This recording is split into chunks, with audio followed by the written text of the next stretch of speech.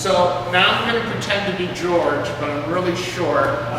And this is not my forte. So George sent me these photos. He couldn't be here. He actually fell and hurt his arm. So these are pictures taken by George Corey and his friend Stanwood Bolton. And he didn't give me a title. So when I got the slides and everything put them together, I called it the CD Steam and One Diesel. I didn't love that. Because that's what he gave me. Is that the 6173? It is. Now that's Washingtonian, number 20. Yep. The Washingtonian. Yeah, exactly. So this is CN 3417 with extra northbound freight at Swanton, Vermont on July 4th, 1956. This is CN 3417 with extra northbound freight at Swanton, July 4th, 1956. This one was taken by Stanwood Bolton, and the station still had its siding on at that point. This is Canadian National 5281 at Saint Albans, June 3rd, 1956. Just brought the ambassador from Montreal. A diesel will take it off to White River Junction. This is Canadian National 5281 with Central Vermont train number 332 north of Saint Albans on June 3rd of 56. At Saint Albans, an RS3 would take over the remainder of the run to White River Junction. RS3 never came to Swanton. They had to stay in the U.S. Yeah, that's true. We thought so. Was that the rule? They had to stay in the U.S.? Yeah, that was the reason that they were built by Alpha as opposed to Montreal, because locomotives in U.S. service had to be built in the U.S., otherwise they were subject to duty. This is CP Freight 491 with CN 6141 at East Albert, May 14th, 1950. There's a couple of milk cars at the head end. This is by Stanwood Bolton. This is CN 6141 with Freight 491 passes by Fonda on May 24th, 1950. It's by George Corey. It's amazing how long these trains are. I know, it looks like such a long tangent. Like you don't imagine these long tangents in Vermont, but it's so clean with no trees. No, nothing. Easily 100 cars on those trains. I know, but we used to count. Yeah, what you thought was a milk car up front, I suspect was a carload of Canadian fish. It's a what? Fish out of Canada. Okay. This is CD Freight 491 with CN 6141 at East Albert, May 14th, 1950. This is by Stanwood Bolton. So the question is, are these all the cars from that train? Yes. Going around the corner. Yeah, Like he's going through an S. the reason that engine is working so hard is right after you come off the Alberta trestle, I suspect Jim can give us more detail. But basically, you go away, you need a fairly stiff brake. And you got it slow on the bridge. Yep. Slower. Yep. And this is what we saw earlier on the cover, Canadian National 6173 at St. Albans with the Washingtonian. As Jim mentioned, train number 20, September 1956.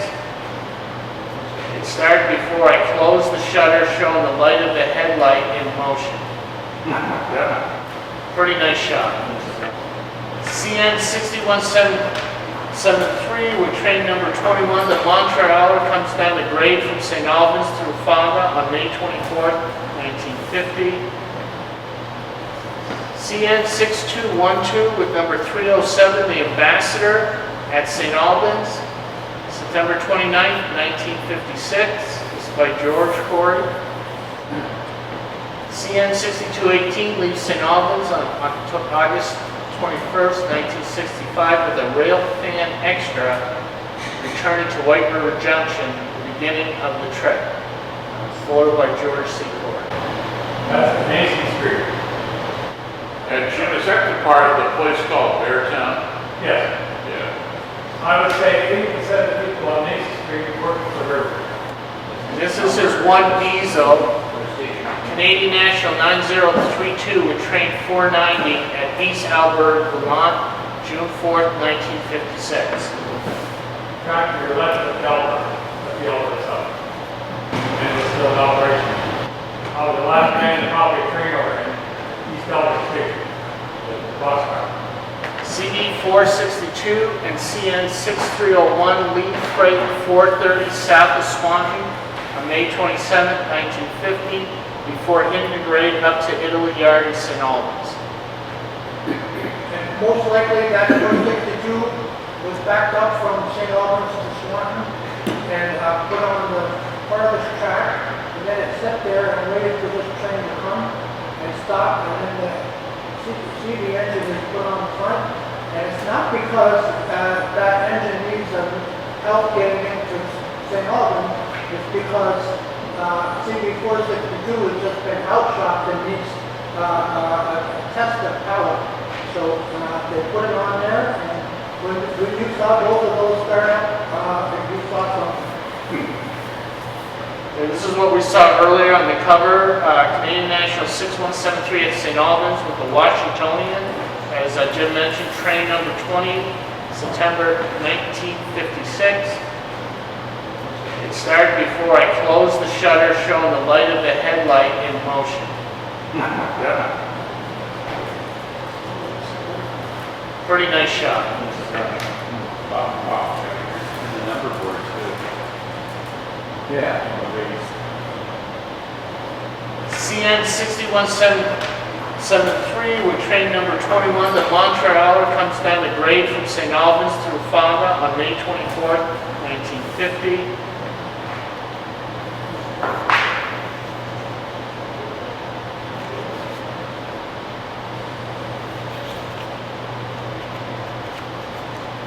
The liner on the end of the Montreal was gone by 49.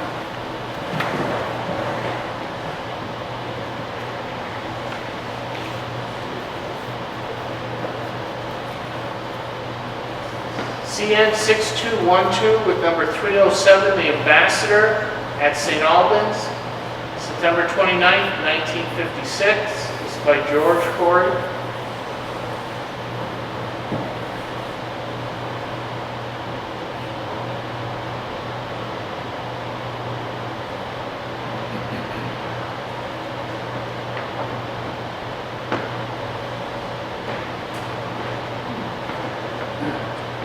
CN 6218 leaves St. Albans on August 21st, 1965 with a rail fan extra, returning to White River Junction, the beginning of the trip. Forwarded by George C. Corey. That's the Mason Street. As of where, Nason? The Vermont Mason Street, just over Mason Street coming south. The pilot house on the right was an engineer on CV, next house Maxwell was the man who worked in the canal, the one on the left-hand side, the man who worked And Jim, is that the part of the place called Beartown? yes. Yeah. I would say 80% of the people on Mason Street work for the river. I live in another development for the river. Grew up.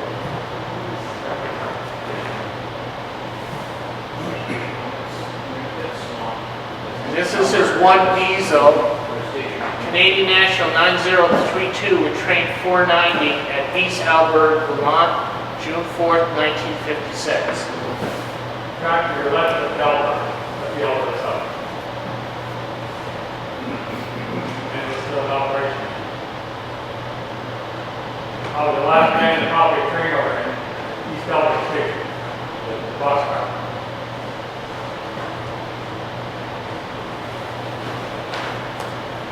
CD 462 and CN 6301 lead freight 430 south of Swampy on May 27, 1950, before integrating up to Italy Yard in St. Albans.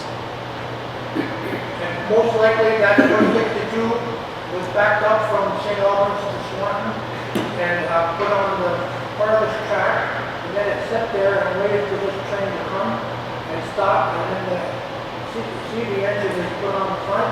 And it's not because that engine needs help getting into St. Albans, it's because CB462 has just been outshopped and needs a test of power. So they put it on there, and when you saw both of those start up, you saw something.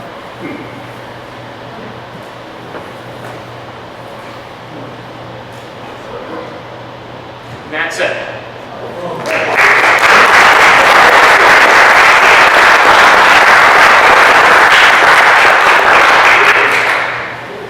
Good job, Lex. Thank you. It's George, not Lex. Lex. Boy, we're really ahead of schedule. And that's it.